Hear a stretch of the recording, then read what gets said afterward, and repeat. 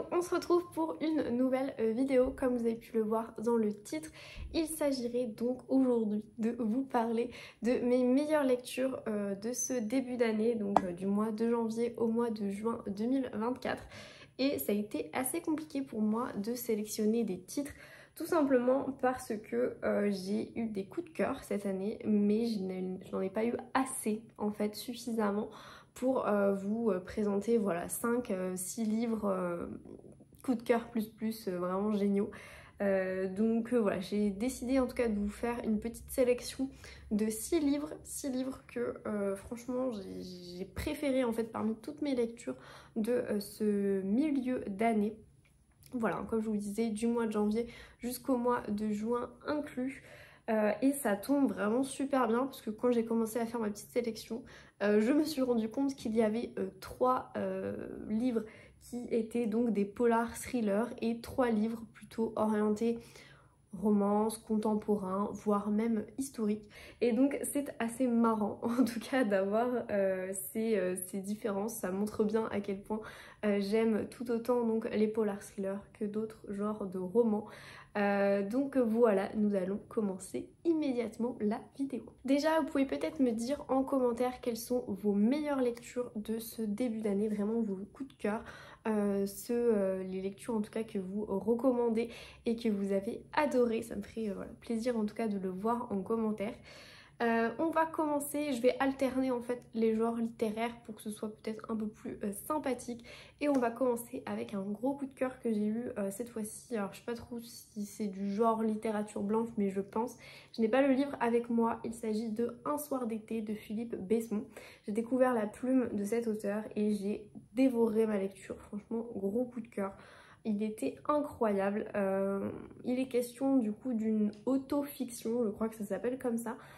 Où en fait l'auteur retrace un pan de sa vie, explique qu'à l'été 85 sur l'île de Ré, il me semble, il était en vacances tout simplement avec ses parents et à un moment donné il se fait un groupe d'amis et il y a l'un des garçons de ce groupe d'amis qui disparaît mystérieusement au cours d'une soirée et je crois d'ailleurs qu'il n'a jamais été retrouvé.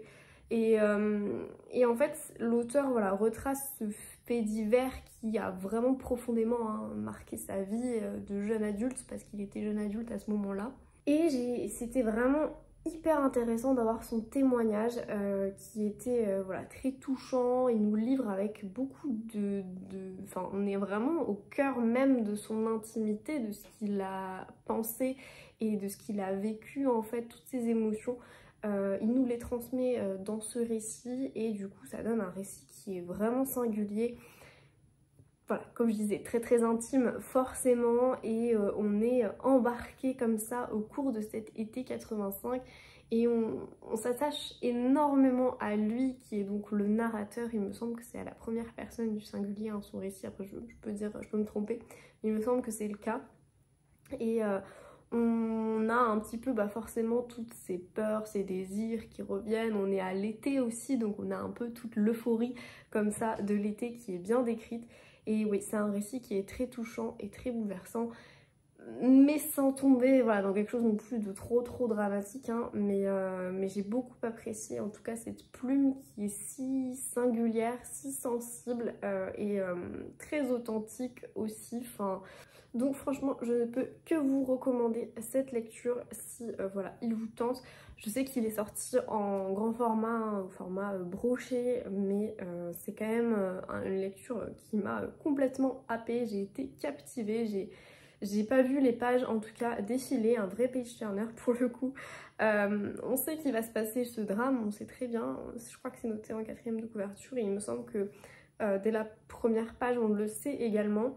Mais on l'attend et on l'appréhende aussi de manière différente en le sachant. Enfin, franchement, tout est fait pour qu'on soit complètement immergé dans cet été 85 avec cette bande justement de potes et retrouver en tout cas toute l'ambiance. Donc clairement, je vous le conseille à fond parce qu'il est très bien. Ensuite, mon coup de cœur thriller, et je pense que c'est pour l'instant la meilleure lecture que j'ai pu faire en cette année 2024. Il s'agit des 3 épouses de Blake Nelson de Kate Quinn. Donc là j'ai la version poche, mais en fait je l'ai écouté en livre audio et il était génialissime parce qu'on est plongé au cœur donc d'un meurtre. Blake Nelson fait du bruit. Blake Nelson a donc 3 épouses. Il est issu en fait de cette communauté mormone extrémiste, hein, parce que les mormons n'ont pas le droit normalement d'être polygames. Donc voilà, il est sur une branche vraiment très extrême enfin très fondamentaliste si vous voulez, de l'église mormone, enfin de la foi mormone. On est à Salt Lake City, donc dans l'Utah, qui est un peu d'ailleurs encore aujourd'hui l'endroit où il y a donc le plus de mormons, ou du moins là, une communauté mormone très forte, très importante. Sauf que dans ce roman, Blake Nelson donc vit reclus dans une ferme avec ses 3 épouses. Et en fait, tout le récit est hyper dynamique, hyper structuré, parce qu'en fait, il est retrouvé mort et on se demande qui, en fait, des 3 épouses l'a tué. À tour de rôle, en fait, on a les chapitres qui s'enchaînent et à chaque fois, on suit l'une des 3 épouses. La tension monte crescendo tout au long du récit. On en découvre donc un petit peu plus sur la vie à la ferme avec Blake, sur les ententes ou les mésententes entre les épouses, sur même la communauté mormone qui donc condamne fermement ce mariage en fait, ce plurimariage, enfin ce mariage pluriel, voilà, ce mariage pluriel parce que, comme je vous ai dit, normalement c'est interdit, donc il est censé être excommunié. Enfin bref, voilà, c'est vraiment une lecture qui monte en tension. On est vraiment sur un pur thriller pour le coup, dans une ambiance, comme je vous le disais, comme ça, très religieuse. Et en même temps, les 3 épouses, elles sont complètement différentes les unes des autres. Le récit est également extrêmement addictif jusqu'au bout. J'avais envie de savoir comment il était mort et surtout comment il a été tué, parce que franchement c'était vraiment intense. Elles ont toutes les 3, donc comme vous en doutez, des choses à cacher. Elles sont, on les soupçonne en fait tour à tour parce qu'on se dit ok c'est elle, et puis finalement au cours du récit, hop, le bouleversement, on se dit ok non finalement c'est peut-être elle. Enfin bref, c'est vraiment bien fait au niveau donc que ce soit du rythme ou de l'intrigue, de la structure et tout. Vraiment génial, j'ai adoré. Et à un moment donné, on revient aussi un petit peu sur un fait réel. Voilà, on parle, sans trop vous spoiler, on parle un petit peu de la secte donc de Warren Jeffs, avec notamment, il est encore d'ailleurs vivant, où il a créé donc sa propre secte, soi-disant qu'il est mormon, où en fait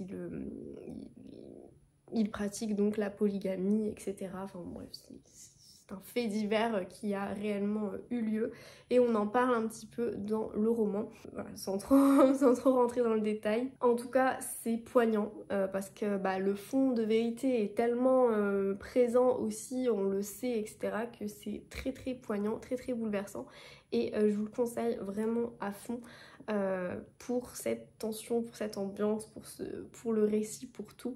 Je pense qu'il faut quand même aimer, mais il est vraiment bien fait, je l'ai adoré, je l'ai dégommé ce roman. Donc coup de cœur, en tout cas thriller pour l'instant de 2024, donc vraiment je le mets en numéro 1. Autre coup de cœur aussi bouleversant, comme quoi finalement les romans qui sont un petit peu tirés de faits réels me bouleversent tout particulièrement, parce qu'il y en a donc 3 dans ce top. Il s'agit de L'événement de Annie Ernaux. Alors j'ai vraiment eu du mal à hiérarchiser mes meilleures lectures dans ce genre-là, littérature blanche, contemporain, voilà, voire même romance, etc.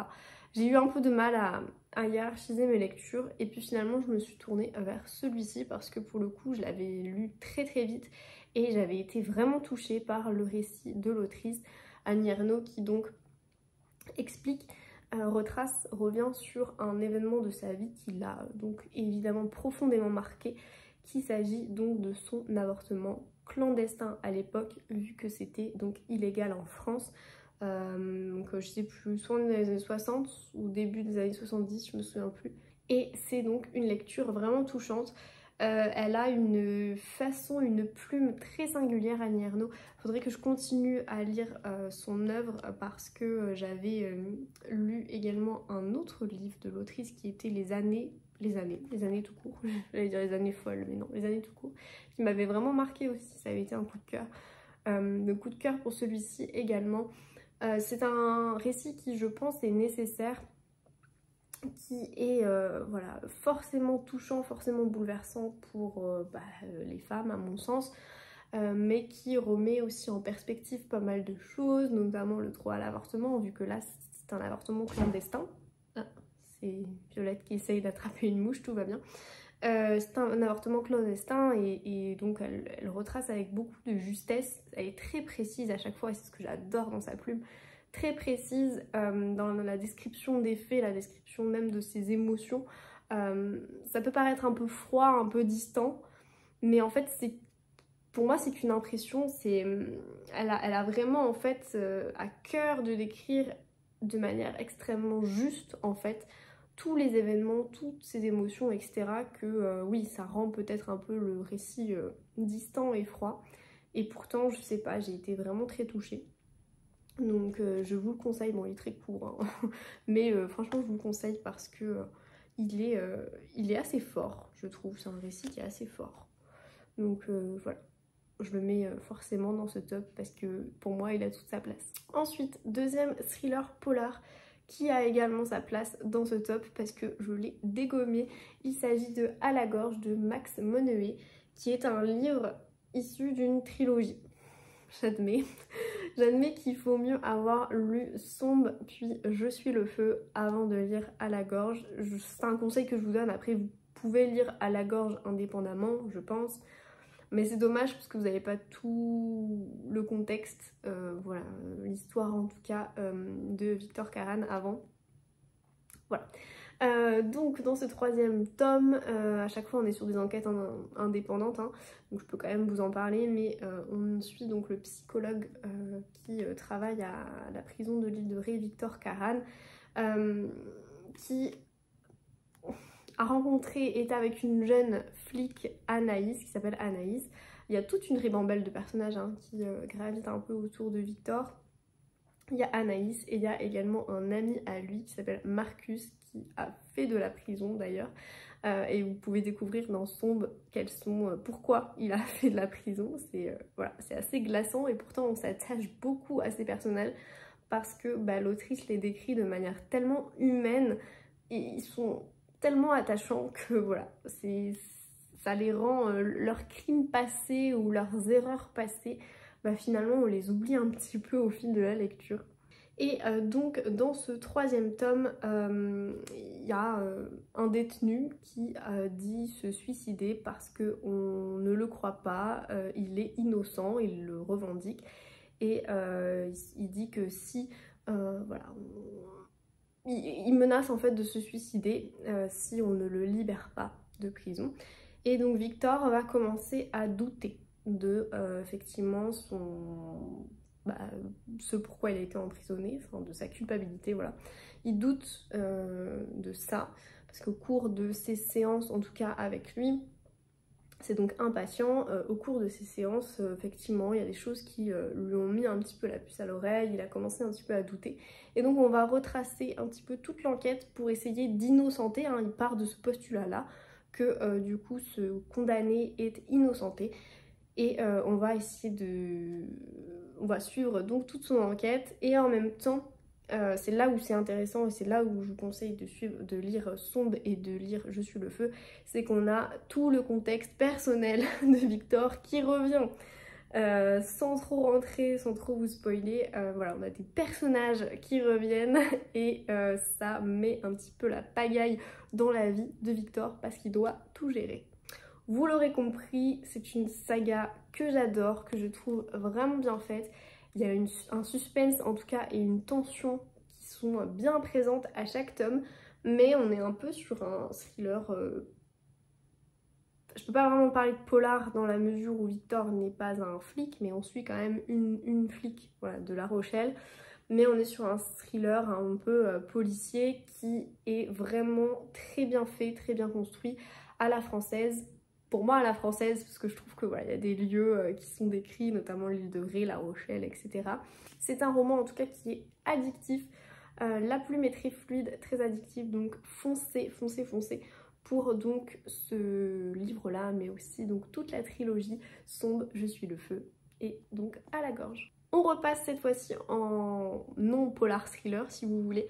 On est plus là à mon sens sur quand même une sorte de romance historique. Je pense qu'on peut le classer dans romance historique. Il s'agit de On n'empêche pas une étoile de briller de Tony Béard.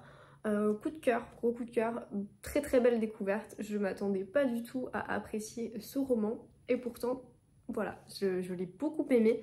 On retrace un peu l'histoire d'amour entre Max et Sacha. On est au début des années, je crois, 60, oui c'est ça, dans les années 60, on les suit en fait, on a des flashbacks, on les suit des années 60 jusqu'aux années 2010, quelque chose comme ça. 2000-2010, enfin voilà. Et c'est vraiment une magnifique histoire romanesque, un peu à la film hollywoodien, où Sacha a envie en fait tout simplement de devenir une star. Bon, c'est pas clairement dit comme ça au début, mais elle essaye en tout cas, elle rêve d'Amérique. L'Amérique c'est vraiment son... Vous savez, hein, à l'époque dans les années 60-70, The American Dream. Et c'est un peu ça, et en même temps... On a tout le contexte sociétal qui est extrêmement bien décrit, avec notamment Max aussi, ses origines, son ambition, le contexte personnel des personnages qui vont aussi jouer hein, sur leur avenir. Mais on retrace tellement, en fait, on est tellement sur une... J'ai un regard qui fait des bêtises, nous avons un chat qui fait des bêtises. Donc on a vraiment toute cette partie, voilà, on a vraiment une fresque un petit peu romanesque, un peu historique du coup, même si, bon, c'était il n'y a pas si longtemps, on s'entend, où on va suivre, on va la suivre, Sacha, dans les années 70 par exemple, communauté hippie, avant qu'elle devienne, dans une communauté hippie, pardon, avant qu'elle devienne une star de cinéma, enfin voilà, C'était vraiment très beau parce que même l'histoire d'amour entre Sacha et Max est quand même peu conventionnelle, faut se le dire. Et j'ai trouvé qu'elle était très touchante, très belle, qu'il y avait vraiment une... Pardon pour... Je sais pas ce qu'elle me fait là comme bêtise, elle a décidé de se réveiller. Bref, on est sur une histoire d'amour fort peu conventionnelle et pourtant très touchante, très bouleversante. Enfin, c'est totalement mon style en tout cas de livre et j'adore, j'adore, j'adore. Donc voilà, je vous le conseille. Je trouve qu'il est, même au niveau de la plume, elle est fluide, elle est addictive. Il y a un côté... ouais, il y a un côté vraiment addictif et... Franchement, l'histoire est sublime. Donc voilà, ça c'est vraiment pour l'histoire que j'adore ce roman. Clairement je vous le conseille à fond les ballons. Voilà. Si vous aimez en tout cas les histoires d'amour, je pense que celui-ci vous plaira. On a des rebondissements en pagaille dans toute leur vie et j'adore en fait les destins de vie, donc clairement pépite. Et enfin pour terminer on repasse sur la catégorie polar thriller. J'ai beaucoup aimé Eva Björg Agidottir, donc le clan Sneberg. Qui est un one-shot, il est vraiment différent de sa saga Elma. C'est une autrice islandaise que vous savez si vous le suivez régulièrement, j'adore. Et donc là j'ai des épreuves non corrigées, mais là on est un peu sur une sorte d'ambiance, enfin de huis clos, où on va suivre du coup plusieurs familles qui vont se retrouver parce qu'ils sont issus en fait de la même famille à la base, enfin leurs ancêtres voilà, sont un peu les mêmes, je crois que c'est l'arrière-grand-père ou je sais plus. Bon bref, on se retrouvait pour une réunion de famille au fin fond de l'Islande et on va suivre notamment une famille en particulier. Et à un moment donné, qu'est-ce que noté, un drame shakespearien se noue sur les terres sauvages de l'Islande. Une famille se déchire dans un hôtel de luxe construit sur un champ de lave isolé. C'est vrai qu'il y a un peu un côté bling bling parce que c'est une famille qui est très très connue aussi. Le puissant et fortuné clan, désolé pour les bruits, le puissant et fortuné clan Sneberg s'est rassemblé dans un hôtel perdu au milieu des coulées de lave sombre de la péninsule de Snæfell en Islande. Tandis que le temps se détériore et que l'alcool coule à flot, l'un des membres du clan disparaît. En gros c'est ça, on est vraiment sur un huis clos, il me semble que ça se passe sur un week-end d'ailleurs l'histoire. Il y en a un qui disparaît et tout de suite bah forcément on commence à soupçonner un petit peu tout le monde. J'adore les huis clos pour ça parce que je trouve que voilà, ça a créé de suite une tension assez folle. Donc on va suivre ces personnages pendant un week-end dans cet hôtel de luxe et petit à petit on va revoir un peu leur passé, leurs secrets, ce qu'ils cachent, même entre eux et tout. Donc franchement trop bien, j'ai beaucoup aimé. J'ai trouvé que même on avait un petit côté à la Cluedo, je sais pas comment expliquer, qui ouais un peu à la Cluedo je trouve. Donc franchement foncez si vous connaissez pas cette autrice, que vous n'avez pas envie de lire la saga Elma, je vous conseille ce one shot. Il est plutôt bien et ça vous donne un peu un aperçu aussi de la plume de l'autrice. Voilà, j'ai beaucoup aimé en tout cas la retrouver dans ce livre là. Je vous le conseille donc à fond. Voilà pour donc mes 6 meilleures lectures de l'année, donc 3 en catégorie polar thriller si vous voulez, et bah, j'ai les 2 mais 3 en catégorie hors polar thriller, parce que pour moi on n'empêche pas une étoile de briller, c'est plutôt quand même un roman historique. Après parmi les autres super lectures aussi que j'ai eu, il y a eu notamment le 5e tome hein, de la Villa aux Étoffes, la tempête sur la Villa aux Étoffes, mais je me suis dit que j'allais pas vraiment vous le présenter parce que ça fait partie quand même d'une saga qui a beaucoup de tomes et qu'il faut pour le coup vraiment avoir lu, même si à la gorge, comme je vous dis, vous pouvez le lire indépendamment. C'est juste dommage de ne pas avoir le contexte encore une fois. Voilà, j'espère en tout cas que cette petite vidéo présentation de mes meilleures lectures de l'année vous aura plu. Encore une fois, désolée pour les petits bruits que vous pouvez entendre, mais voilà, je voulais vraiment vous faire cette sélection, j'aime bien tourner ce genre de vidéos, donc je me suis dit que ça pouvait également vous plaire. Merci d'avoir regardé jusqu'ici, et puis moi je vous dis à bientôt dans une prochaine vidéo. Bye bye!